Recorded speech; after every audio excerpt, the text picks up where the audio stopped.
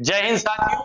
आज इतिहास की तीसरी क्लास और तीसरी क्लास के साथ में ही एक तीसरा टॉपिक हम लोगों ने पहले पढ़ा था क्या? तो पहले पढ़ा था हम लोगों ने पाषाण काल। क्या पढ़ा था? तो पाषाण काल पढ़ा था। ठीक है, उसमें भी क्या पढ़ा था वो भी हम बताए दे रहे हैं, थोड़ा इसको पाषाण काल को भी छोड़ रहे हैं। हम लोगों ने शुरुआत की थी कहां से? तो इतिहास से शुरुआत की थी। कितने भागों में इतिहास को बांटा था? तो 3 भागों में हम लोगों ने इतिहास को बांटा था। क्या था? प्राग ऐतिहासिक काल, प्राग ऐतिहासिक काल, इसके बाद में आदि ऐतिहासिक काल और ऐतिहासिक काल। ठीक, यहां तक अपनी क्लास ये वाली हो गई थी। इसमें हम लोगों ने प्राग ऐतिहासिक काल को ही एक अन्य नाम से जाना जाता है पाषाण काल, क्योंकि इसमें पत्थर से रिलेटेड ही सारी चीजें मिली थी। इस वजह से इसको पाषाण काल या स्टोन एज के नाम से जानते थे। इसको भी हम लोगों ने बांटा था कितने भागों में? तो 4 भागों में। सबसे पहले क्या था? तो पूरा पाषाण काल, फिर मध्य पाषाण काल, फिर नव पाषाण काल और फिर होता है अंत में ताम्र पाषाण काल। ठीक है, यहां तक क्लियर? ये हो गया यहां तक। इसके बाद में हम लोगों ने जो कल वाली क्लास में पढ़ा था वो पढ़ा था क्या? तो आदि ऐतिहासिक काल। क्या पढ़ा था? आदि ऐतिहासिक काल, जिसमें हम लोगों ने पढ़ा था क्या? हड़प्पा सभ्यता या सिंधु घाटी सभ्यता के बारे में। ये हम लोगों ने पढ़ा था कल की क्लास में। अब यहां तक हो गया। इसमें सर अंतर क्या था वो भी बताया था। इसमें ना तो मनुष्य ने लिखा, जब लिखा ही नहीं तो पढ़ा क्या जाएगा? ठीक है, इसमें क्या था? लिखा तो मनुष्य ने बहुत सुंदर, एकदम बढ़िया, कि आज तक वैसी हैंडराइटिंग ही नहीं मिली, इस वजह से पढ़ा भी नहीं जा सकता। ठीक, ना तो इसमें लिखा तो था लेकिन पढ़ा नहीं जा सका। लेकिन इसमें क्या है? लिखा भी गया और पढ़ा भी गया। आज जो अपनी क्लास है वो यहीं से स्टार्ट होने वाली है। तो हम लोग शुरुआत करते हैं कहां से? ऐतिहासिक काल से। ऐतिहासिक काल। ठीक, ऐतिहासिक काल को 3 भागों में बांटा गया अपनी सहूलियत के लिए। ठीक है, सबसे पहले क्या आता है? तो कलर पहले चेंज कर लें फिर आगे बढ़े। सबसे पहले आता है क्या? तो प्राचीन इतिहास। प्राचीन इतिहास। ठीक, इसके बाद में मध्यकालीन इतिहास। मध्यकालीन इतिहास। मध्यकालीन इतिहास हो गया। इसके बाद में आता है आधुनिक इतिहास।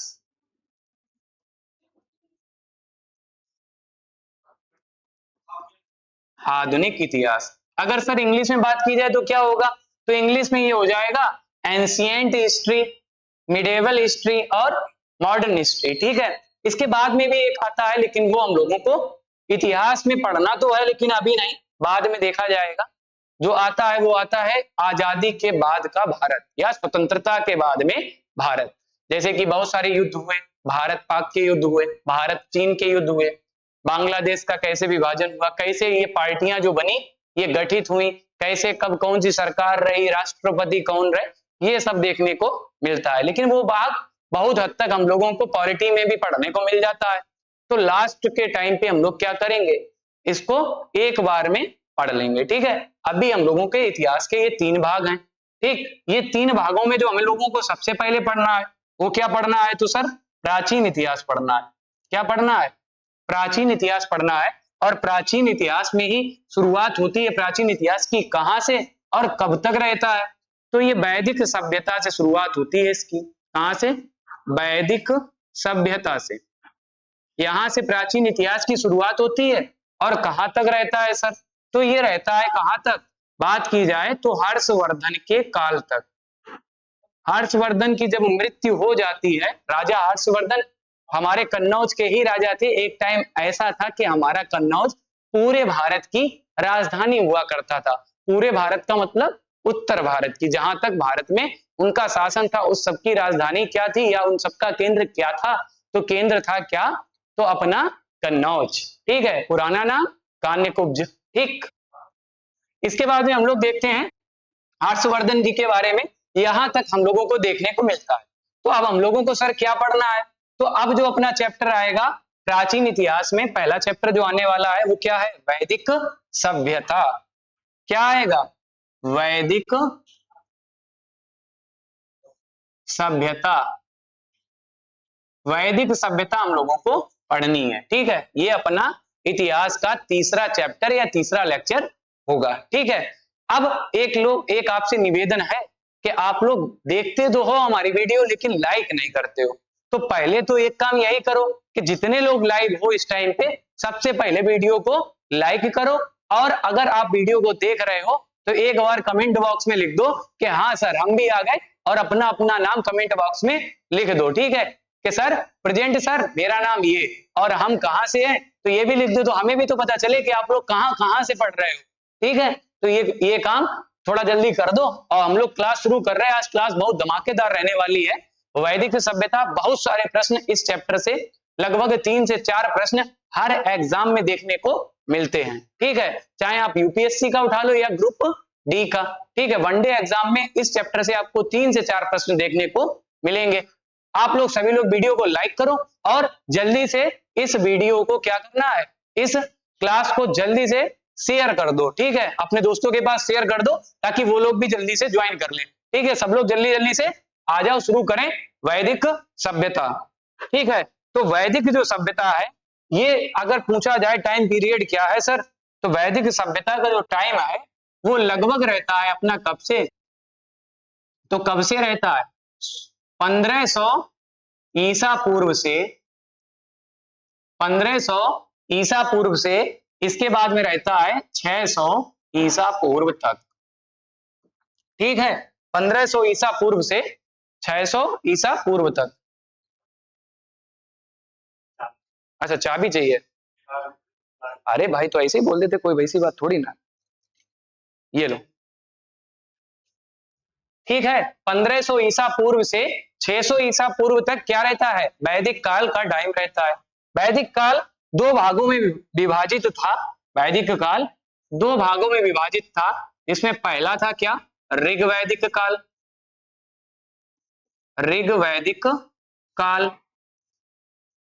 और दूसरा था क्या, तो उत्तर ऋग्वैदिक काल, ठीक है, उत्तर ऋग्वैदिक काल, ठीक। अब हम लोग ये चैप्टर पढ़ने जा रहे हैं, और जिसमें शुरुआत करेंगे सबसे पहले हम लोग काय की, तो सबसे पहले जो हम लोग शुरुआत करने वाले हैं वो करने वाले हैं काय की, तो ऋग्वैदिक काल की, ठीक। काय की शुरुआत करने जा रहे हैं, ऋग्वैदिक काल की हम लोग शुरुआत करने जा रहे हैं, और जल्दी जल्दी से आप लोग जुड़ जाइएगा। तो हम लोग ये चैप्टर शुरू कर रहे हैं, ऋग्वैदिक काल, ठीक। अगर सर टाइम पीरियड इन दोनों का पूछा जाए, इन दोनों का सर अगर टाइम पीरियड पूछा जाए तो आप लोग क्या कर सकते हो, अगर इन दोनों का आपसे क्या पूछा जाए, टाइम पीरियड पूछा जाए, कहां गया, अरे यार अंडू कर, ठीक है हट गया, चलो दोबारा लिखना पड़ेगा, शायद लिखे दे रहे हैं। ये हो गया अपना वैदिक काल, और टाइम पीरियड इसका बताया ही था हमने, कब से, तो 1500 ईसा पूर्व से कब तक, तो 600 ईसा पूर्व तक, ठीक। 1500 ईसा पूर्व से 600 ईसा पूर्व तक, ठीक। ये हो गया क्या, वैदिक काल। इसको 2 भागों में हम लोगों ने बांटा था, कौन कौन सा, तो 2 भाग थे, एक तो था ऋग्वैदिक काल और एक था उत्तर ऋग्वैदिक काल,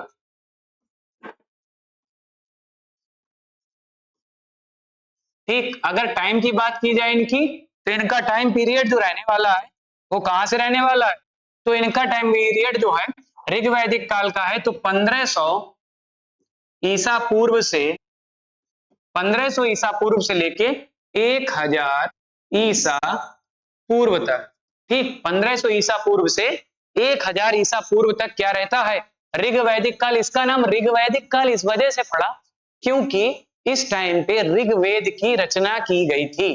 ठीक, और वैदिक काल का नाम वैदिक काल क्यों पड़ा? तो चूंकि इस टाइम पे वेदों की रचना हुई थी, इस वजह से इसको वैदिक काल कहा गया। ठीक, अब बात करते हैं उत्तर ऋग्वैदिक काल की। इसका टाइम कहां से कहां तक है सर? तो 1000 ईसा पूर्व से 600 ईसा पूर्व तक। 1000 ईसा पूर्व से लेके 600 ईसा पूर्व तक क्या रहता है? उत्तर ऋग्वैदिक काल। सर ये लोग थे कौन?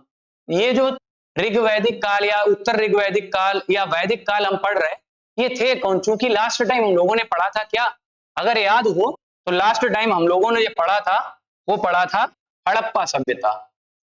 क्या पढ़ा था? हड़प्पा सभ्यता पढ़ा था। और हड़प्पा सभ्यता का टाइम पीरियड जो हमने बताया था लगभग 2500 ईसा पूर्व से कितना? 2500 ईसा पूर्व से लगभग 1750 ईसा पूर्व तक, यहां तक हम लोगों ने कल देखा था। तो सर ये 250 जो बचा है, क्योंकि अगर आप देख रहे हो 1750 ईसा पूर्व का मतलब और 1500 को घटाएंगे तो लगभग 250 वर्ष का अंतर दिख रहा। तो सर इतने बीच में क्या हुआ? इतने बीच का इतिहास कहां चला गया? तो इतने बीच का जो इतिहास है वो यहाँ ऐसे चला गया कि जो हड़प्पा सभ्यता थी ये पूरी तरह से क्या हो गई थी? एक टाइम पे समाप्त हो गई थी। और वो टाइम पीरियड रहा था 1750 का, तब ये हड़प्पा सभ्यता समाप्त हो चुकी थी। ठीक है, और हुआ क्या कि ये जो 250 वर्ष जो दिख रहा है, इस इतने बीच में कुछ बाहर के लोग आए जिनको हम लोग जानते हैं किस नाम से? तो उनको हम लोग जानते हैं आर्य नाम से। ये आर्य आए कहां से थे? तो मध्य एशिया से आए थे। आर्य कहां से आए थे? मध्य एशिया से आए थे। और मध्य एशिया से ये आके अपनी संस्कृति का यहाँ पर विकास करने लगे। ठीक है, तो ये जो टाइम पीरियड रहा कि अपनी संस्कृति का विकास करते रहे और एक फाइनली इन लोगों ने अपनी सभ्यता बसा ली। और एक सभ्यता से लेके हड़प्पा सभ्यता से लेके वैदिक सभ्यता के मध्य का जो टाइम पीरियड रहा, इसको ही हम लोग बोलते हैं क्या? तो चैन बेल्ट के नाम से जानते हैं। इतने में एक सभ्यता बनी, लगभग 250 साल का गैप जो रहा इसमें, ये वैदिक सभ्यता जो बनी है आगे चल के, इसका ये विकास था। क्या था? विकास का जो बोल सकते हो क्रम था वो रहा। फिर फाइनली वैदिक सभ्यता सन 1500 ईसा पूर्व में देखने को मिलती है और इसी टाइम तक ये क्या थी? ये सभ्यता विकसित हो गई। ठीक है, तो ये आर्यंस आए थे या आर्य आए थे, कहां से आए थे? तो मध्य एशिया से आए थे। अगर बात की जाए ये सभ्यता कैसी थी, तो हम लोगों ने हड़प्पा सभ्यता के बारे में पढ़ा था। हड़प्पा सभ्यता कैसी सभ्यता थी? तो नगरीय सभ्यता थी। लेकिन ये कैसी सभ्यता है? तो ये सभ्यता थी कैसी? तो ग्रामीण सभ्यता थी। कैसी सभ्यता थी? ग्रामीण सभ्यता थी। हड़प्पा में बड़े बड़े शहर जो मिले थे, जैसे कि मोहनजोदड़ो, लोथल, ये सब जो बड़े शहर थे, यहाँ पर शहर बड़े नहीं थे लेकिन ग्राम बन चुके थे। इस वजह से ये जो सभ्यता थी, ये सभ्यता कैसी थी? तो ग्रामीण सभ्यता थी। ठीक है, यहां तक आप लोगों को क्लियर हो गया होगा। जल्दी से कमेंट बॉक्स में लिख के बताइएगा कि यहां तक सभी को क्लियर है, किसी को कोई डाउट तो नहीं? अगर नहीं तो नो सर लिखिएगा। ठीक है, तो हम लोग आगे बढ़ते हैं। इसके बाद में जो ये आर्य भारत में आए थे, इनकी एक भाषा भी थी सर। तो भाषा क्या थी? ये संस्कृत भाषा। कौन सी? संस्कृत भाषा का प्रयोग करते थे। अच्छा सर, ये संस्कृत, काफी लोग आप लोगों ने नोटिस किया होगा, संस्कृत को संस्कृत ना बोल के संस्कृत बोलते हैं। क्या बोलते हैं? संस्कृत। क्या पढ़ने जा रहे हैं? तो भैया संस्कृत पढ़ने जा रहे हैं, ये बोलते हैं। अच्छा, संस्कृत नहीं बोलते उसको, रा 3 प्रकार के होते हैं। अगर आप लोगों ने देखा होगा, तीनों शब्द लिखे दे रहे हैं। एक तो हो गया ये ग्रह, एक हो गया गृह, इसके बाद में एक हो गया बोल सकते हैं क्या? तो धर्म। ठीक है, तीनों प्रकार के रा इसमें देखने को मिल रहे हैं। ये तीनों प्रकार के आधे रा होते हैं। और बात की जाए, ये जो वाला रा होता है ये शब्द के साथ में पढ़ा जाता है। जैसे ग्रह, ग्रह का मतलब प्लैनेट। ये वाला जो रा है, जो नीचे जो इस टाइप में टमाटर जैसा उड़ रहा है, इसको बोलते हैं क्या? तो री बोलते हैं। क्या? तो री बोलते हैं। तो ये शब्द जो हो जाएगा गृह।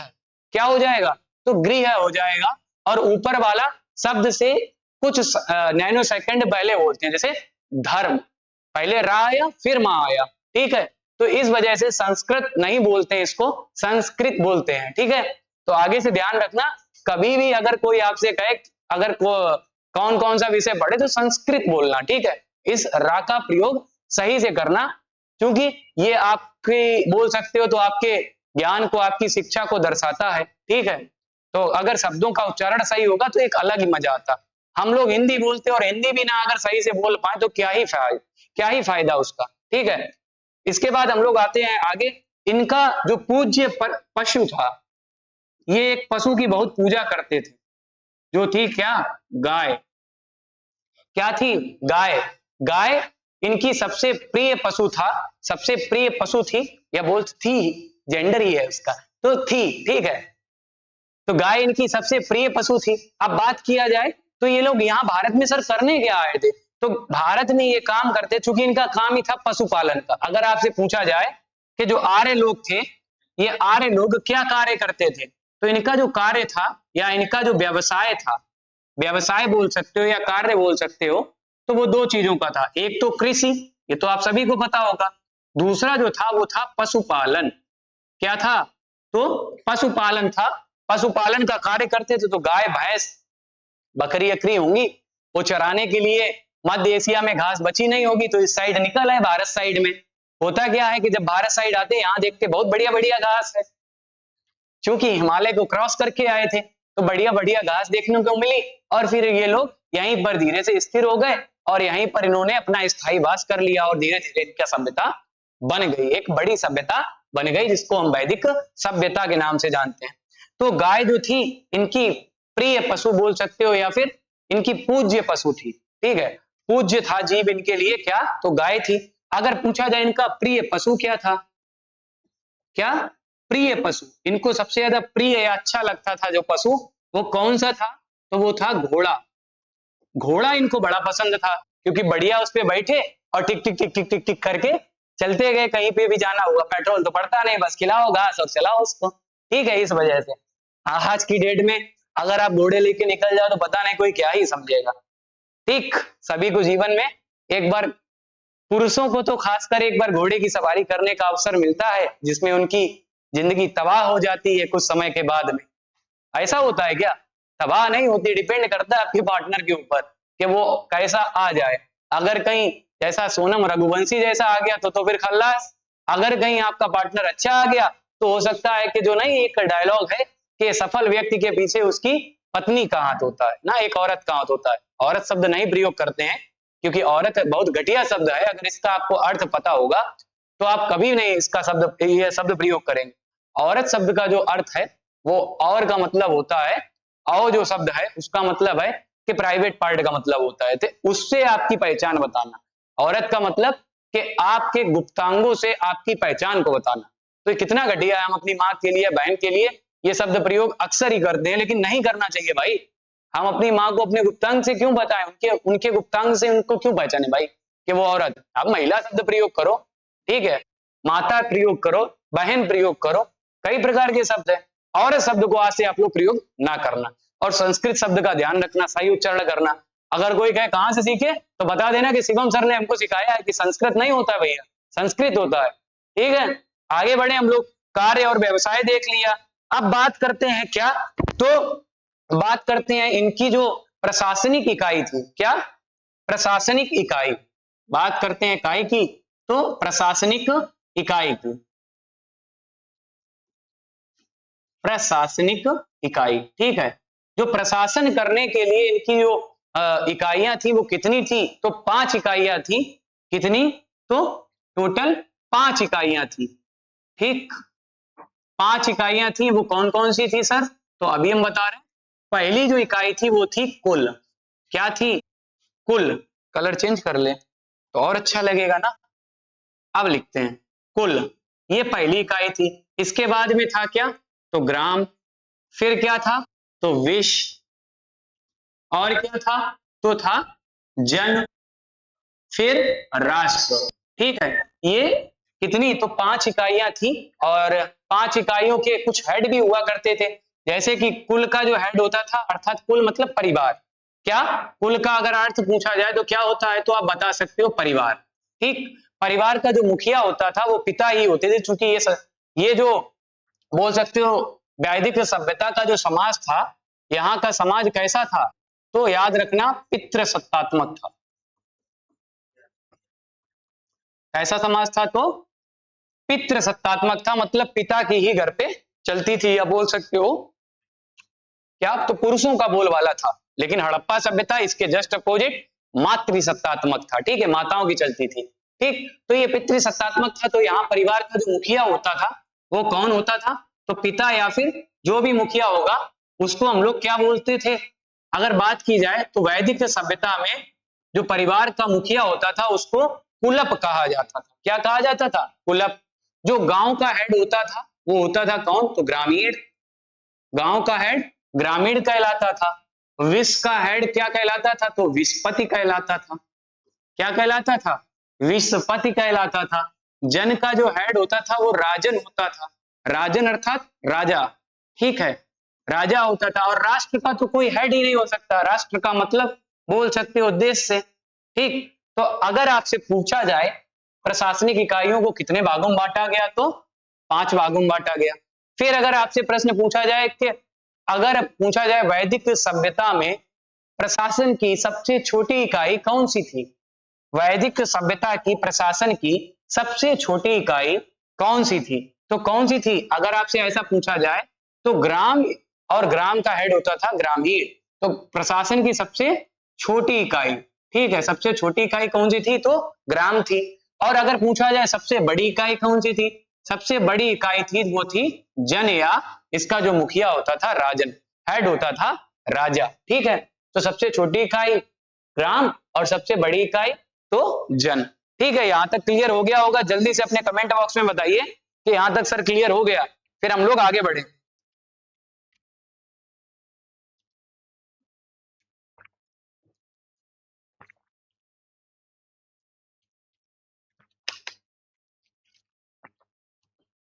चलिए भाई आगे बढ़ते हैं। कुछ शब्द और हैं, कुछ शब्द और हैं जिनका अर्थ देखते हैं। जैसे कि अपने यहाँ पर कुछ शब्द प्रयोग होते हैं, फॉर एग्जाम्पल जैसे कीको है, कहाँ जा ही रहे, पानी पी लो, खाना खाई लो। तो ये जो अपने यहाँ की शब्द है ये मातृभाषा ही है, हालांकि है तो ये हिंदी भाषा ही, लेकिन उसमें भी मातृभाषा है अर्थात मदर टंग है, उसका प्रयोग हम लोग करते हैं। ठीक है, तो वैसे ही इनके टाइम पे भी कुछ ऐसे शब्द थे जिनका प्रयोग होता था और जो हमारे एग्जाम में इंपॉर्टेंट है और एग्जाम्स में पूछे जाते हैं। तो वो क्या है, तो सबसे पहले शब्द आता है रत्नी। ये कौन होता था, तो ये होता था कौन, तो रथकार। रथ, रत्नी ये होता था कौन, तो रथकार होता था, जो रथ को चलाता था वो क्या कहलाता था, रत्नी कहलाता था। इसके बाद में आ जाता है एक शब्द पुरम। क्या आ जाता है, एक शब्द आ जाता है पुरम, जो होता था क्या, दुर्गपति। क्या होता था, दुर्गपति, अर्थात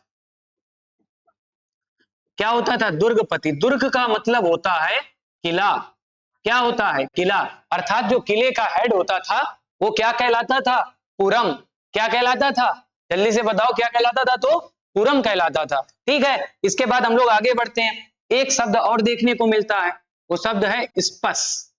स्पस, और ये कौन हुआ करते थे, तो ये गुप्तचर हुआ करते थे। कौन हुआ करते थे, गुप्तचर हुआ करते थे। ठीक है, गुप्तचर कौन, जो जैसे फॉर एग्जांपल एकता टाइगर। ठीक है, एकता टाइगर आपने मूवी देखी होगी, सलमान खान और कैटरीना कैफ क्या होते हैं उसमें, एजेंट होते हैं, खुफिया विभाग में काम करते हैं। ठीक है, तो ये क्या थे, गुप्तचर थे। तो गुप्तचर को क्या कहा जाता था वैदिक सभ्यता में, स्पस कहा जाता था।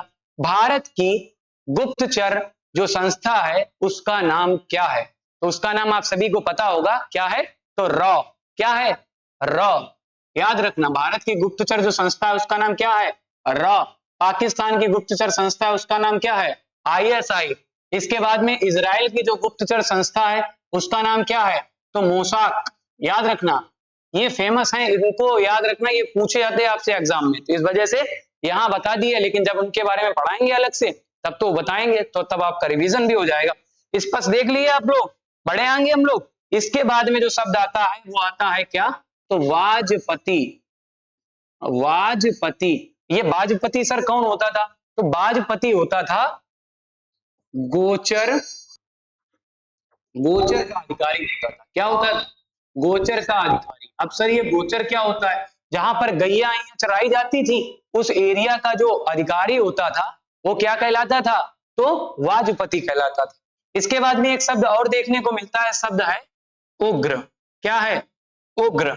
उग्र कौन होता था? तो वर्तमान में जैसा पुलिस है आज, सेम वैसे ही काम करते थे उग्र लोग। तो जनता के बीच में घूमते थे, अगर कोई अपराध करता था तो उनको पकड़ के ले जाते थे राजा साहब के पास में। अभी तक यहाँ पर हड़प्पा सभ्यता और यहाँ पर कोई भी प्रकार से न्यायालय की बात नहीं, किसी भी प्रकार से कोई न्यायालय नहीं था। ठीक है, कोई न्यायालय नहीं था कि न्यायालय अलग से बना हो वहां पर उसको न्याय मिलेगा, ऐसा कुछ नहीं देखने को मिलता है। यहां तक क्लियर हो गया आप लोगों को? ठीक है, अब आगे बढ़ते हैं हम लोग कि जनता जब इकट्ठा होती थी कि अगर कोई डिसीजन राजा को लेना होता था तो जनता से पूछ के लिया जाता था। ठीक है, तो दो प्रकार से समितियां बनाई गई थी। क्या समितियां जो है वो दो प्रकार की थी यहाँ पे। समितियां अर्थात जो बड़े बड़े डिसीजन लेती हैं, बड़े बड़े काम करने के लिए सजेशन भी देती हैं, तो दो प्रकार की होती थी। एक जिसे बोलते थे क्या? तो सभा। ठीक, एक बोलते थे हम लोग सभा और दूसरे को बोलते थे क्या? तो समिति बोलते थे। सभा और समिति, दो प्रकार की समितियां होती थी। इनका कार्य क्या होता था सर? तो इनका कार्य होता था, सभा में कौन बैठते थे? तो उस टाइम के जो पुरोहित होते थे। कौन? पुरोहित होते थे। राजा होता था, बड़े व्यापारी होते थे, बड़े व्यापारी होते थे। ये बोल सकते हो बड़े लोगों का था, जो पैसे वाले आर्थिक स्थिति से या पावर से मजबूत होते थे, वो इस सभा नामक एक जो कमेटी थी उसमें बैठते थे। यहाँ पर डिसीजन लिए जाते थे। क्या लिए जाते थे? बड़े बड़े निर्णय लिए जाते थे। वो यहाँ भी लिए जाते थे निर्णय। लेकिन ये समिति जो शब्द है, इसमें जो होता था यहाँ पर कौन बैठते थे? तो आम जनता।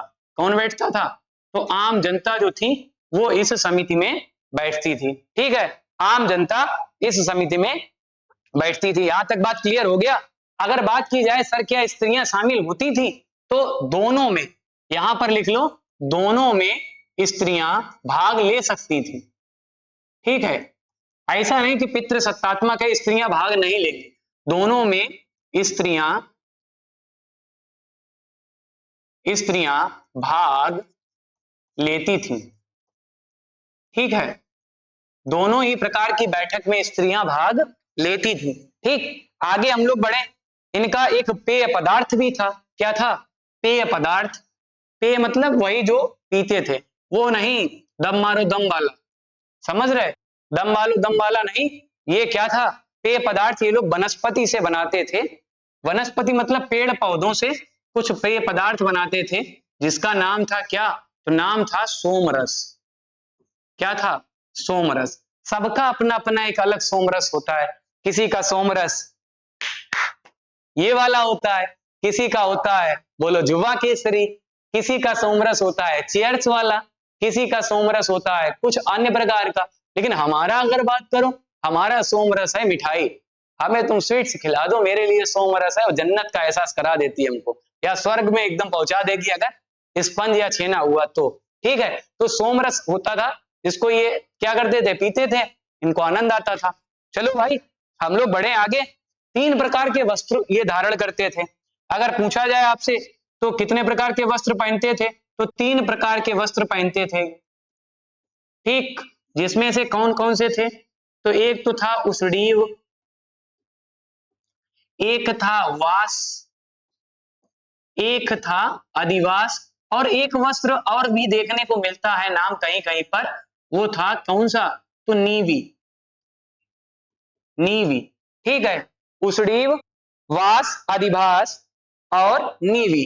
तो ये वस्त्र क्या थे? कुछ कोई नीचे पहना जाता था, ठीक, कोई ऊपर, जैसे हम टी शर्ट पहने, आप भी कुछ ना कुछ पहने होंगे, तो वो हो गया। और एक पगड़ी हुआ करती थी, तो वो भी हो गया। जो नीवी थी वो थी क्या? तो अंडरगारमेंट्स थे। वो क्या थे? अंडरगारमेंट्स थे, उनको क्या बोला जाता था? तो नीवी बोला जाता था। ठीक है, यहां तक सबको सब कुछ क्लियर हो गया? बढ़े आगे? ठीक है, अब हम लोग बढ़ते हैं आगे। तो बात आती है काहे की? तो अब जो बात आती है कि सर वैदिक सभ्यता के लोग किस धातु से परिचित थे? प्रश्न है आप लोगों से जो वैदिक सभ्यता के लोग थे, ये प्रश्न बहुत बार पूछा गया एग्जाम में और ज्यादातर लोगों ने ये प्रश्न गलत किया। वो वजह अभी हम बताएंगे। वैदिक सभ्यता में लोग किस धातु का या कौन सी धातु थी जिसका प्रयोग करते थे? तो वो धातु कौन सी थी बताओ भाई। आपको कमेंट बॉक्स में उत्तर देना है कि कौन सी धातु ऐसी थी जो वैदिक समाज के लोग प्रयोग करते थे। हमें 80% पता है आपका उत्तर गलत आने वाला है, वो हमें पता है। तो बताओ भाई कौन सी धातु थी? तो हम बताए दे रहे हैं, धातु थी लोहा। लोहा हमें पता था, कमेंट बॉक्स में यही लिखोगे। नहीं भाई, धातु थी तांबा। भाई तांबे की खोज कब हुई थी? तांबे की खोज हुई थी नवपाषाण काल के बाद में, ताम्रपाषाण काल में। तो वो लोग परिचित कौन सी धातु से थे? परिचित थे तांबे की धातु से, ना कि लोहे की धातु से। लोहे की जो खोज हुई, लोहे की अगर आपसे प्रश्न पूछा जाए वैदिक सभ्यता में कौन सी धातु की खोज हुई, तो लोहे की खोज हुई। ठीक है, अगर खोज पूछी जाए तो लोहा है। और कब हुई? तो उत्तर वैदिक काल में। ठीक है, उत्तर वैदिक काल में काय की खोज होती है? तो लोहे की खोज होती है। ठीक है, यहां तक क्लियर? यहां तक आप लोगों को क्लियर? बढ़े आगे? ये क्या हो गया?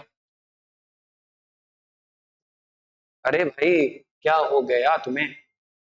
अच्छा, एक्सपोर्ट कर रहा अपने आप, मतलब इकट्ठा कर रहा है कि हमें बाद में इसको देना है आप लोगों को, है? चलो भाई आगे बढ़ते हैं। अब हम लोग देखेंगे सर क्या, तो अब जो चीजें आएंगी वो बहुत ज्यादा इंपॉर्टेंट है। ये तो इंपॉर्टेंट थी ही। हम लोग इन जो अपनी इतिहास की क्लास चल रही है इसमें हमें इतिहासकार नहीं बनना है, ना हमें आपको इतिहासकार बनाना। हमें आपको इतिहास का एक सामान्य सी जानकारी जो सभी को होनी चाहिए, और कुछ ऐसे पॉइंट्स जो एग्जाम से बहुत ज्यादा रिलेट करते, बहुत बार पूछे गए, बस वही पॉइंट है इस क्लास में। ठीक है, तो अब हम लोग बढ़ते हैं आगे। तो वेद अब हम लोग देखेंगे क्या, तो वेदों के बारे में क्या देखेंगे, तो वेद के बारे में। अगर आपसे पूछा जाए जो वेद है इसको संकलित किसने किया, लिखा किसने, तो लिखा तो बताया जाता है कि किसने लिखा, तो बहुत सारे ऋषियों ने मिलकर लिखा है। लेकिन इन सभी ऋषियों के जो पत्र थे अलग अलग थे, उन सबको इकट्ठा करके एक किताब बनाई गई और उस किताब में ही लिखा गया। तो ये जो संकलित किया गया ये किसके द्वारा किया गया या लिखा गया बोला जाता है? तो याद रखना, कृष्ण द्वैपायन, महर्षि कृष्ण द्वैपायन वेद व्यास जी। क्या नाम है? वेद व्यास जी। इनके द्वारा क्या लिखे गए? वेद लिखे गए। और वेदों की संख्या कितनी है? तो वेदों की संख्या सर कितनी है? तो 4। कितनी संख्या है? 4। सबसे पहले ऋग्वेद, फिर यजुर्वेद, फिर सामवेद, फिर बात की जाए तो काय की है, तो अथर्ववेद। तो वेदों की संख्या सर कितनी है? तो वेदों की संख्या है 4। सबसे प्राचीन वेद ऋग्वेद। ठीक है, अब हम लोग आते हैं एक एक वेद को उठाते हैं, उनसे रिलेटेड जो भी पॉइंट पूछे गए एग्जाम्स में इंपॉर्टेंट है उनको देखते हैं। तो सबसे पहले आता है क्या, तो ऋग्वेद। ठीक, क्या आएगा? ऋग्वेद आएगा। अब ऋग्वेद के बारे में हम लोग पढ़ेंगे। ठीक है, काय के बारे में पढ़ेंगे? तो ऋग्वेद के बारे में हम लोग पढ़ेंगे। क्या है ऋग्वेद? ऋग्वेद में अगर आपसे पूछा जाए तो ऋग्वेद में टोटल कितने मंडल हैं? सबसे पहला इंपॉर्टेंट क्वेश्चन यही है कि ऋग्वेद में टोटल कितने मंडल हैं? तो मंडलों की जो संख्या है वो है 10। टोटल ऋग्वेद में 10 मंडल हैं, अर्थात 10 भागों में ऋग्वेद बांटा गया। 10 चैप्टर हैं ऋग्वेद के, उन्हीं को मंडल बोला जाता है। तो 10 है। ठीक है, जिसमें से कुछ इंपॉर्टेंट मंडल भी है, जिसमें से कुछ इंपॉर्टेंट मंडल हैं। जैसे तीसरा मंडल, इसमें क्या इंपॉर्टेंट है? तो इसमें जो है वो क्या है? गायत्री मंत्र। क्या है? गायत्री मंत्र लिखा गया। इसी मंडल से गायत्री मंत्र हम लोग जो बोलते हैं वो लिखा गया किसमें? ऋग्वेद के तीसरे मंडल में। और किसने लिखा? तो ऋषि विश्वामित्र जी ने। किसने? ऋषि विश्वामित्र जी ने ऋग्वेद में क्या लिखा? तीसरे मंडल में गायत्री मंत्र लिखा। इसके बाद में सर कौन सा इंपॉर्टेंट है? तो इसके बाद में जो इंपॉर्टेंट है वो है आठवां मंडल। कौन सा? तो आठवां मंडल, जिसमें क्या है, कुछ हस्तलिखित रचनाएं हैं। रचनाएं या जिनको बोलते हैं ऋचाएं, हस्तलिखित ऋचाएं हैं। और इन ऋचाओं को क्या बोला जाता है? तो इनको बोला जाता है सर खिल बोला जाता है। क्या बोला जाता है? तो खिल बोला जाता है। इसके बाद में आता है मंडल नंबर 9 या 9वां मंडल। इसमें जो वर्णन है किनका है? सोम देवता का। किसका वर्णन है? सोम देवता का। और सोम देवता काहे के देवता होते हैं? तो वनस्पति के देवता, सोमरस सोम देवता। ठीक, यहां तक क्लियर। और जो अंतिम और सबसे इंपॉर्टेंट मंडल, इसमें सबसे नंबर 1 पे ये, इसके बाद में जो पूछा जाता है ये, इसके बाद में जो पूछा जाता है ये 3 मंडल बहुत इंपॉर्टेंट है, सभी एग्जाम्स में पूछे गए हैं। जो 10वां मंडल है, इसमें काहे का वर्णन है? तो इसमें है पूर्व सूक्त का वर्णन। काहे का? पूर्व सूक्त का वर्णन, या बोल सकते हो वर्ण व्यवस्था। क्या? तो वर्ण व्यवस्था का वर्णन है। और वर्ण व्यवस्था आप लोग ने शब्द सुना ही होगा। 4 प्रकार के वर्ण बताए हैं, 4 प्रकार के। और वो 4 प्रकार के कौन है? तो एक तो आते हैं ब्राह्मण, ब्राह्मण, इसके बाद में क्षत्रिय, क्या? तो क्षत्रिय। इसके बाद में कौन आते हैं? तो वैश्य। इसके बाद में जो आते हैं वो आते थे शूद्र। तो एक तो पहली सबसे बड़ी बात जो हम यही बताए दे रहे आपको, अभी इस टाइम तक किसी भी प्रकार से जाति के हिसाब से नहीं बांटा गया, या वंश के हिसाब से नहीं, कि अगर हम गुप्ता हैं या हम पंडित हैं तो हमारा पुत्र पंडित होगा। यहां पर कर्म के हिसाब से बंटवारा हुआ था। ये जो वर्ण व्यवस्था थी ये काय पे आधारित थी? तो कर्म पे आधारित थी। सर कर्म पे आधारित का मतलब क्या हुआ? जो शिक्षा से संबंधित कार्य करते थे, जैसे कि हम हो गए, आप पढ़ रहे हो, तो ये सब क्या कहलाते थे? ये लोग कहलाते थे ब्राह्मण। जो शिक्षा करते, शिक्षा के बारे में बताते थे, शिक्षा देते थे, पूजा पाठ करवाते थे, ठीक है, ये सब क्या कहलाते थे? तो ब्राह्मण। जो हम सभी लोगों की रक्षा करते थे, जनता की रक्षा करते थे, वो कहलाते थे क्षत्रिय। इसके बाद में जो व्यापार करते थे वो कहलाते थे वैश्य। जो सभी समाज की सेवा करते थे, मतलब बाकी जो भी काम होते थे समाज में वो सब करते थे, वो कहलाते थे शूद्र। अब एक ही परिवार में अगर 4 सदस्य हैं तो कोई बड़ी बात नहीं कि ये चारों सदस्य अलग अलग हो सकते हैं। अगर पता चले तो बाबा जो हो तो ब्राह्मण हो, पढ़े लिखे, उनके जो बेटा अर्थात जो पिता हो वो क्या हो? क्षत्रिय हो, रक्षा करते हो, सेना में हो। इसके बाद में उनके 2 सुपुत्र हुए, एक हो सकता बोल सकते हो कि जिसका व्यापार में दिमाग तेज चलता है तो वो व्यापारी बन गया अर्थात वैश्य हो गया। और एक जो ऐसा था निठल्ला रह गया, जिसने पढ़ाई वढ़ाई कुछ की नहीं, कोई काम करता नहीं था, फिर फाइनली उसको कुछ ना कुछ करना पड़ा जीवन यापन के लिए, तो लोगों की समाज की सेवा करने लगा। समाज की सेवा का मतलब कहीं पर झाड़ू लगाने लगा, कहीं पर ईंटें ढुवाने लगा, और भी बहुत सारे जो काम थे वो करने लगा, तो उसको बोलते थे शूद्र। यहां पर कर्म पर आधारित थी, ना कि वंश पे आधारित। ठीक है, यहां तक आप सभी को क्लियर हो गया होगा? जल्दी से कमेंट बॉक्स में बताइए कि सर यहां तक क्लियर हो गया। फिर हम लोग बढ़े आगे, तब तक हम पी लें पानी, क्योंकि गर्मी बहुत तेज है। दिख रहा होगा कि पसीने में भीग चुके हैं, बहुत कायदे से निकल रहा है पसीना। जल्दी से कमेंट बॉक्स में बताइए, और जिसने अभी वीडियो लाइक नहीं की हो वीडियो जल्दी से लाइक कीजिए और शेयर भी कर दीजिए। जो चैनल पर नए सब्सक्राइब कर लीजिए, क्योंकि अब आपको डेली ही इतिहास की और भी कई सारे सब्जेक्ट्स की क्लासें परमानेंट देखने को मिलेंगी। हमारी जीएस की क्लास शाम को 8 बजे आपको डेली देखने को मिलेगी। ठीक है, शाम को 8 बजे। तो जो साथी जुड़ना चाहें रात में 8 बजे, बढ़िया, अगर कॉपी किताब लेके बैठ जाओ तो अच्छी और अच्छी बात है, नहीं तो कोई काम कर रहे हो फोन रख लो, अपना आराम से पढ़ते रहो। यूपी पैट और यूपी पुलिस की तैयारी करो, दरोगा की तैयारी करो, ये सभी के लिए सिलेबस कॉमन है। ठीक है, ये जो हम पढ़ा रहे हैं ये सभी में काम आ जाएगा आपका। तो जो भी साथी हैं जल्दी से चैनल को सब्सक्राइब कर दें, जो नए आए हैं जल्दी से चैनल को सब्सक्राइब करें। फिर हम लोग बढ़ते हैं आगे एकदम जोश के साथ में। ठीक है,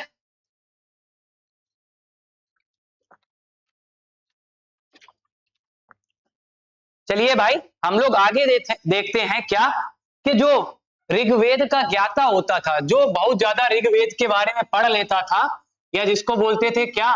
ज्ञाता। जो ऋग्वेद का ज्ञाता होता था उसको बोलते थे क्या? तो द्योत्र बोलते थे। क्या बोलते थे? द्योत्री। ठीक है, क्या बोलते थे? तो द्योत्री बोलते थे। ऋग्वेद को ही समझने के लिए इसका एक उपवेद बनाया गया। क्या? उपवेद। और उपवेद का नाम क्या था ऋग्वेद के? तो आयुर्वेद। क्या नाम था? आयुर्वेद। अब आयुर्वेद से आप समझ ही रहे होंगे, तो ऋग्वेद में काहे के बारे में ज्यादातर देखने को मिलता है? तो चिकित्सा से संबंधित। ठीक है, चिकित्सा से संबंधित जो चीजें थी वो ऋग्वेद में देखने को मिलती हैं। चलो भाई, बढ़ते हैं हम लोग अगले वेद की ओर। तो दूसरा वेद था क्या? तो यजुर्वेद। क्या था? यजुर्वेद। और यजुर्वेद, यजुर्वेद इकलौता ऐसा वेद है, पहले ही क्वेश्चन इंपॉर्टेंट है, इकलौता ऐसा वेद है जो काहे में? तो गद्य और पद्य दोनों में लिखा है। गद्य और पद्य दोनों में लिखा गया है। पहला ही प्रश्न है जो बहुत इंपॉर्टेंट है, प्रश्न आता है कि ऐसा कौन सा वेद है जो गद्य और पद्य दोनों में लिखा हो? तो आप लोग याद रखना कौन सा है? तो यजुर्वेद है जो गद्य और पद्य दोनों में लिखा गया है। इसके बाद में यजुर्वेद का जो उपवेद है, क्या?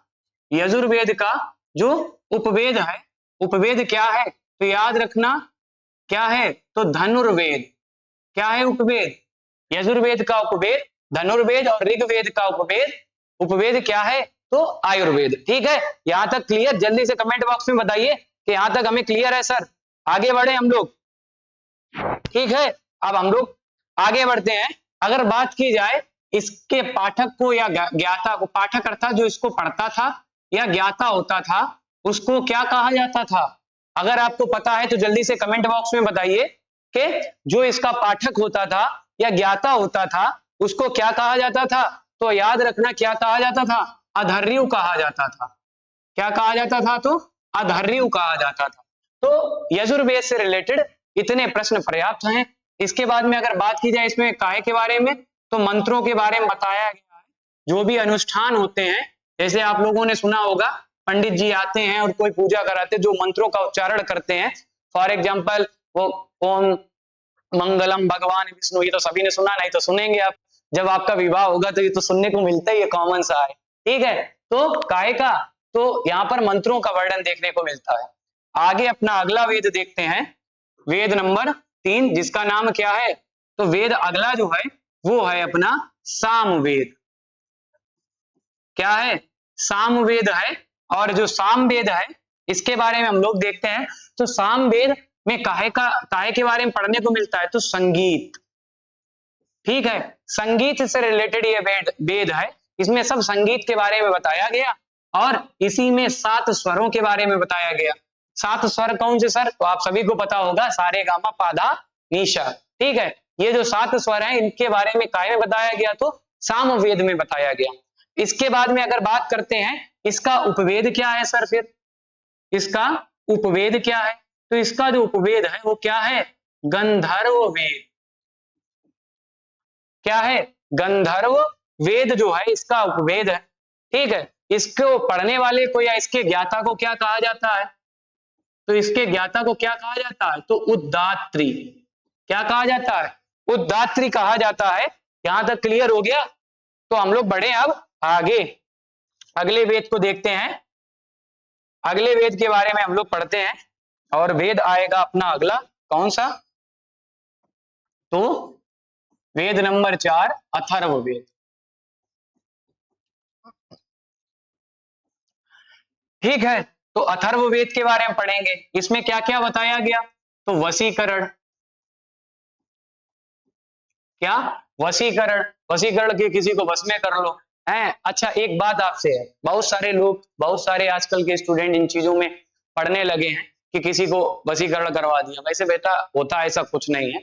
और फिर एक चीज और भी है, वो चीज ये है कि जब वो व्यक्ति आपके साथ अपने स्वयं के मन से नहीं है, आपसे अगर बात करता है तो मन से नहीं कर रहा, आपसे जुड़ा मन से नहीं है, तो उसको वश में करके आप क्या ही कर लोगे? कोई मतलब नहीं निकलता। तो ऐसा कुछ होता भी नहीं। बाकी आप लोगों ने इसका प्रचार तो सुना ही होगा, हर एक ट्रेन में एक बोगी के पीछे, सीट के पीछे लगा होता है कि मिले बाबा बंगाली से दिन मंगलवार को शाम 8 बजे कहां पे, तो वो अपना स्थान भी बता देते हैं। बाकी ये सब बेकार है, इन चक्करों में मत पड़ना। ठीक है, लेकिन इन सब के बारे में बताया कहाँ गया? तो अथर्ववेद में। इसके बाद में जादू की बात की गई है, बंगाल का काला जादू फेमस है ना भाई, जादू की बात की गई, टूना टोटका की बात की गई कि टूना टोटका करवा दो, ठीक, टूना टोटका की बात की गई। अगर इसका उपवेद आपसे पूछा जाए कि सर उपवेद क्या है इसका, तो इसका जो उपवेद है वो क्या है? जो इसका उपवेद है वो है शिल्प वेद। क्या है?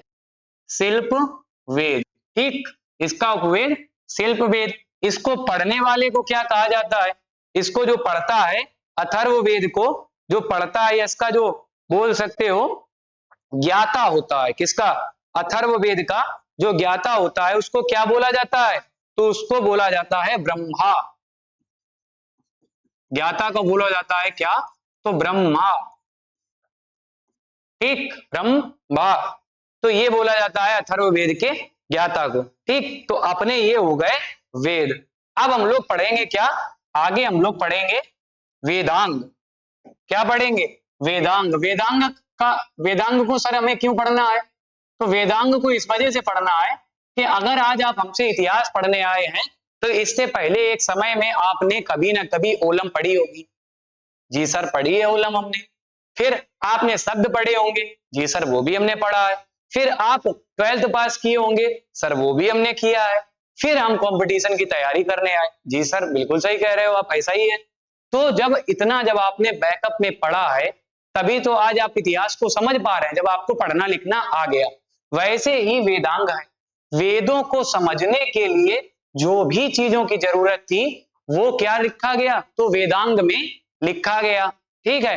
वेदांगों में लिखा गया वेद को समझने के लिए और उसको पढ़ने के लिए, ठीक। तो वेद को पढ़ने से पहले आपको क्या पढ़ना पड़ेगा? वेदांगों को पढ़ना पड़ेगा। वेदांगों की संख्या सर कितनी है? तो वेदांगों की संख्या कितनी है? तो 6 है। अगर इनकी ट्रिक की बात की जाए, इसकी ट्रिक हम आपको बताए दे रहे हैं तो आपको याद रहेगा। ट्रिक का नाम है व्याजो निसी। क्या है ट्रिक का नाम? तो ट्रिक का नाम है व्याजो निसी और क्या है? तो कच्छ, व्याजो निसी कच्छ, ठीक है। तो ये 6 वेदांग इसमें आ गए। सर कैसे आ गए? दिख तो नहीं रहे हमें? तो बिल्कुल दिखेंगे बेटा, क्यों परेशान हो। व्याज से आ जाता है व्याकरण। क्या? सबसे पहला वेदांग व्याकरण। जब किसी चीज की आपको व्याकरण की जानकारी होगी तभी तो आप कभी उस भाषा को या उस शब्द को पढ़ पाएंगे। आपको जब आ और छोटा बड़ा आ, छोटी बड़ी, जब ये सब सिखाया गया तभी तो आप जाके पूरा शब्द पढ़ना सीखे, पूरी लाइन पढ़ना सीखे। तो सबसे पहले पढ़ना पड़ेगा व्याकरण। फिर जा से आता है वेदों को समझने के लिए आपको पढ़ना पड़ेगा ज्योतिष। क्या? तो ज्योतिष पढ़ना पड़ेगा, ग्रहों के बारे में, नक्षत्रों के बारे में, तभी तो समझ पाओगे वेदों को। इसके बाद में आपको पढ़ना पड़ेगा निरुक्त। क्या पढ़ना पड़ेगा? निरुक्त के बारे में। फिर शिक्षा। क्या? शिक्षा। इसके बाद में देखने को मिलता है का से क्या है? कल्प। क्या? कल्प। और छा से छंद, ठीक। ये 6 क्या हो गए आपके? वेदांग हो गए।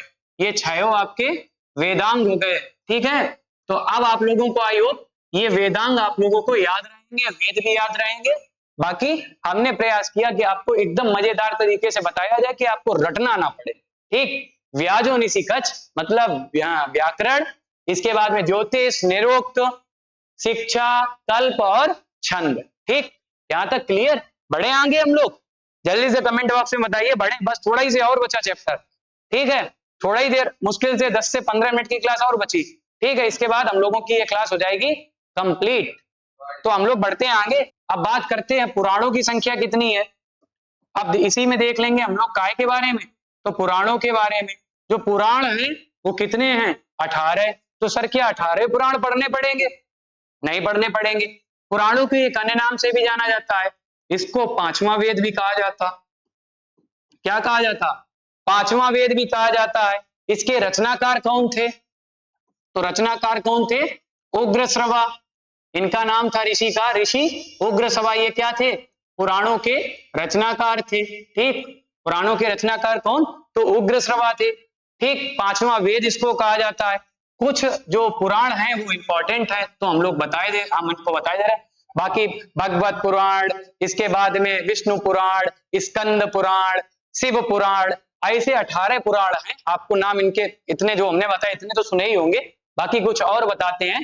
तो जो सबसे पहले पुराण हम लोगों को पढ़ने को मिलेगा वो कौन सा मिलेगा, उसके में थोड़ा बहुत देखेंगे। सबसे पहले मिलेगा मत्स्य पुराण। तो मत्स्य पुराण बहुत इंपॉर्टेंट है, ये सबसे प्राचीन पुराण है। क्या है? सबसे प्राचीन पुराण है। इसके बाद में और क्या इंपॉर्टेंट है, प्राचीन पुराण के साथ में ही इसमें क्या बताया गया, आंध्र सातवाहन वंश के बारे में जानकारी मिलती है। किसके बारे में? आंध्र सातवाहन वंश के बारे में। जो पुराणों में हमें ज्यादातर जानकारी मिलती है वो काहे की मिलती है, तो इतिहास के कुछ वंशावलियों की जानकारी मिलती है, ऐतिहासिक वंशावलियों की जानकारी मिलती है। तो मत्स्य पुराण में हम लोगों को आंध्र सातवाहन के वंश के बारे में जानकारी मिलती है। सबसे प्राचीन पुराण तो मत्स्य पुराण या मत्स्य पुराण। इसके बाद में आता है अगला पुराण, वो आता है कौन सा, तो विष्णु पुराण। क्या आएगा? विष्णु पुराण आएगा। विष्णु पुराण में सर काय की जानकारी है, तो विष्णु पुराण में मौर्य वंश की जानकारी मिलती है। काय की? तो मौर्य वंश की। अगला जो पुराण आता है वो कौन सा है, तो आता है वायु पुराण। वायु पुराण में काय की जानकारी मिलती है, तो गुप्त वंश की। ठीक है, इतिहास ऐसे ही तो लिखा गया, इन्हीं सबसे सहारा लेके तो इतिहास बना है अपना। ठीक है, तो वायु पुराण में गुप्त वंश की जानकारी देखने को मिलती है। तो ये हो गए अपने इंपॉर्टेंट जो भी पुराण हो सकते थे वो। इसके बाद में वेदों को समझने के लिए ब्राह्मण भी बनाए गए। ठीक है, क्या बनाए गए? ब्राह्मण भी बनाए गए, जिसमें सबसे इंपॉर्टेंट जो है वो हम बताए दे रहे हैं। एक ब्राह्मण है ग्रंथ शतपथ ब्राह्मण ग्रंथ में, लिखना भैया साथ में, शतपथ ब्राह्मण ग्रंथ में, शतपथ ब्राह्मण ग्रंथ में जो पुरुष है, पुरुष को परमेश्वर बताया गया। किसका? तो स्त्री का। कि पति परमेश्वर की अगर बात आती है तो काहे में की गई, तो शतपथ ब्राह्मण में हम लोगों को देखने को मिलता है। क्या बताया गया? परमेश्वर। और क्या बताया गया? अर्धांगिनी। अर्धांगिनी अर्थात आधा अंग होती है कौन? स्त्री। पुरुष होते हैं परमेश्वर और पत्नी होती है कौन? तो अर्धांगिनी होती है। ठीक है, आगे बढ़े हम लोग। ठीक है, तो कुछ स्मृतियां भी लिखी गई, जैसे कि आपने सुनी होगी मनु स्मृति। क्या? मनु स्मृति। इसमें काय के बारे में, तो ये सबसे पुरानी स्मृति है या सबसे पुराना ग्रंथ मान सकते हो क्या, तो मनु स्मृति। इसमें जो लिखा है, क्या लिखा है? धर्म शास्त्र के बारे में लिखा है। काय के बारे में? धर्म शास्त्र के बारे में लिखा है। 16 संस्कार के बारे में लिखा है। 16 संस्कार के बारे में लिखा। और काय के बारे में लिखा है, तो 8 प्रकार के विवाह बताए गए। ये नहीं कोर्ट मैरिज या फिर लव मैरिज इस टाइप के नहीं, वो 8 प्रकार के विवाह अलग थे। ठीक है, 8 प्रकार के विवाह बताए गए। तो ये बात हो गई स्मृति की। एक और स्मृति आती है, वो आती है कौन सी, तो नारद स्मृति। इसमें काय के बारे में बताया गया, तो एक वंश है जिसका नाम है शुंग वंश। अगर नाम सुना होगा तो पुष्यमित्र शुंग। ठीक है, पुष्यमित्र शुंग का नाम सुना होगा, इसका प्रतापी राजा हुआ करता था शुंग वंश का। तो शुंग वंश की जानकारी नारद स्मृति से देखने को मिलती है। इसके बाद में सर हम लोग पढ़ेंगे काय के बारे में, तो इसके बाद में हम लोग पढ़ेंगे तो काय के बारे में, तो दर्शन के बारे में। काय के बारे में? दर्शन के बारे में पढ़ेंगे कि भारत में कितने दर्शन हैं। तो वर्ग अगर बात की जाए तो दर्शनों की संख्या कितनी है, तो 6 है। 6 दर्शन है भारत में। कितने? तो 6 दर्शन है। और इन 6 दर्शन को किसने लिखा या इनके मुखिया कौन रहे, इनको लिखा किसने, तो बात उनकी करेंगे। तो सबसे पहले जो दर्शन आता है वो आता है कौन सा, सांख्य दर्शन। कौन सा? सांख्य। और ये किसने लिखा, तो लिखा कपिल ऋषि ने। इनका नाम था क्या, कपिल ऋषि। इन्होंने लिखा सांख्य दर्शन। आता है कौन सा, न्याय दर्शन। इसके जो ऋषि थे कौन, तो गौतम ऋषि थे। कौन थे, तो गौतम ऋषि थे। इसके बाद में एक दर्शन और आता है योग दर्शन। तो आप सभी को पता होगा योग के कौन होंगे, अरे भाई बाबा रामदेव थोड़ी ना होंगे, बाबा रामदेव थोड़ी ना होंगे। कौन होंगे, तो पतंजलि ऋषि जो थे वो थे काहे के, तो योग दर्शन के।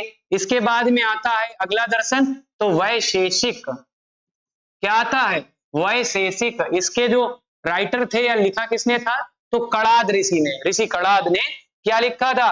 वैशेषिक। इसके बाद में आता है उत्तर मीमांसा। उत्तर मीमांसा, उत्तर मीमांसा। और एक ऐसे ही आता है क्या? पूर्व मीमांसा।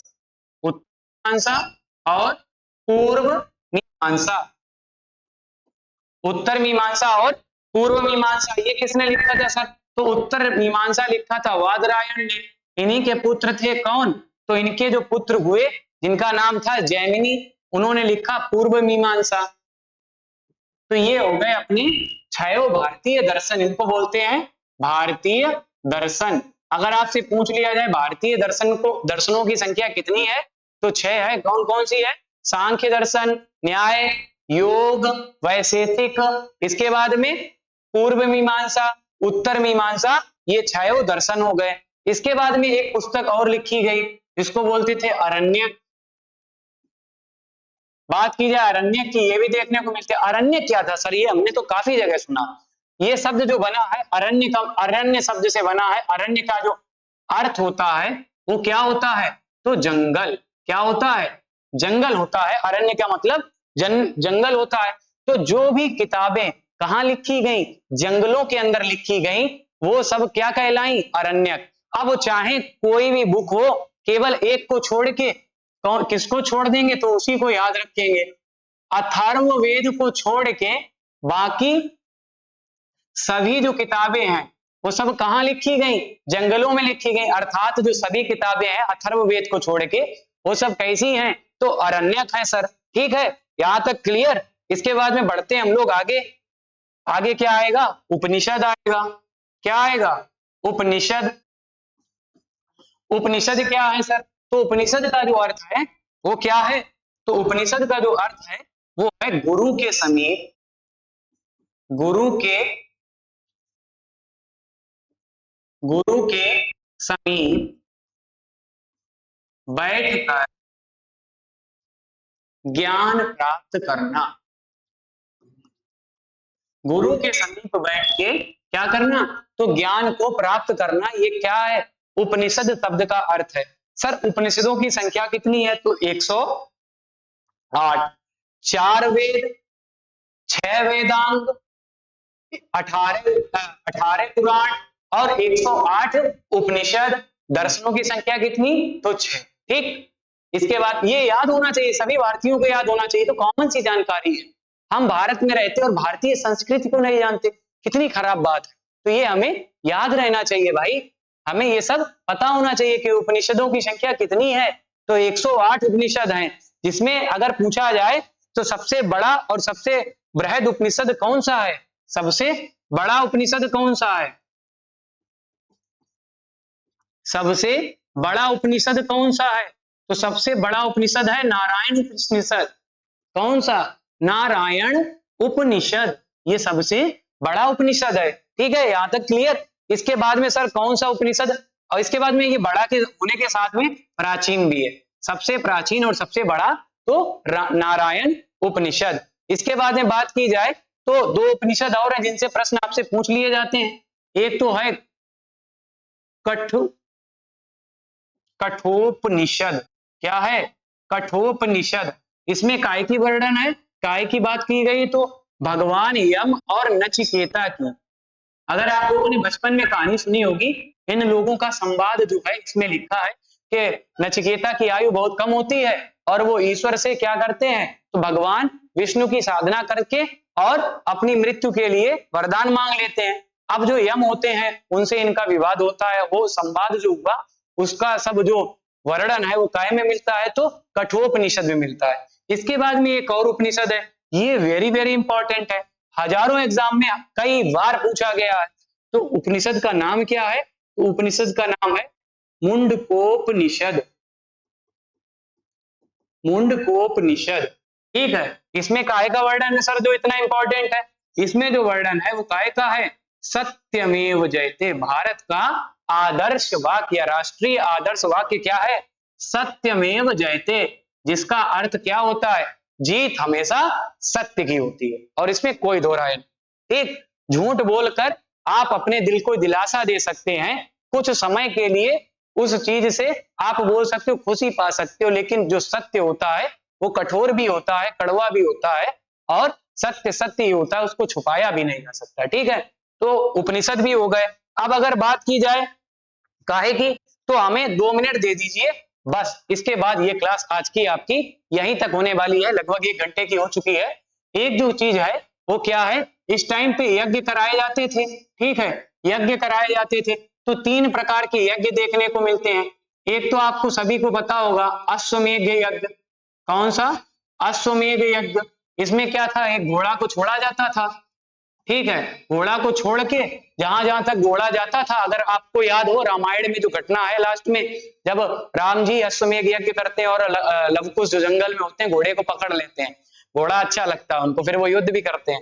तो ये अश्वमेध यज्ञ है, ये काहे के लिए किया जाता था, तो अपने राज्य के विस्तार के लिए किया जाता था। घोड़ा छोड़ा जाता था और राज्य का जो विस्तार होता था, इसी से पता चलता था जिसने घोड़ा रोक लिया मतलब वो युद्ध के लिए तैयार है, वो आपसे युद्ध करना चाहता। अगर उससे युद्ध जीत गए तो वो एरिया आपका, नहीं तो अगर घोड़ा उसने जाने दिया, उस राज्य से गुजर गया, रोका नहीं किसी ने, तो मतलब वो राज्य ऐसे ही अधीनता स्वीकार कर लेता था। इसके बाद में जो अगला जो यज्ञ है वो है कौन सा, तो वाजपेय यज्ञ। कौन सा? तो अगला जो यज्ञ होने वाला है वाजपेय यज्ञ है, और ये क्या है, तो इसमें किया जाता था शक्ति प्रदर्शन। जैसे कि अगर पूछ लिया जाए वाजपेयी यज्ञ जैसा सर अभी कुछ होता है, बिल्कुल होता है। भारत में जो गणतंत्र दिवस है, रिपब्लिक डे, क्या, तो रिपब्लिक डे या गणतंत्र दिवस जो होता कब है, 26 जनवरी को। इस दिन भारत में अपनी शक्ति का प्रदर्शन किया जाता है। तो इसी प्रकार से उस टाइम के राजा करते थे, इसको बोलते थे वाजपेयी यज्ञ। इसके बाद में अगला जो है वो कौन सा यज्ञ है, राजसेय यज्ञ। राजसेय यज्ञ है, इसमें राज्याभिषेक किया जाता था, तो उस टाइम पे ये यज्ञ करवाया जाता था जब राजा का राज्याभिषेक करवाया जाता था। ठीक है, यहां तक क्लियर हो गया? सभी लोग जल्दी बताओ, यहां तक क्लियर? तो बढ़ते हैं आगे। 2 महाकाव्य भी इसी टाइम पे लिखे गए थे, 2 महाकाव्य भी लिखे गए थे। कौन कौन से? एक तो लिखा गया था महाभारत और एक लिखा गया था क्या, तो रामायण। महाभारत किसने लिखा था, आप सभी को पता होगा किसने लिखा था, किसने लिखा था महाभारत? तो महाभारत जो लिखा था वो ऋषि वेद व्यास जी ने बोला था।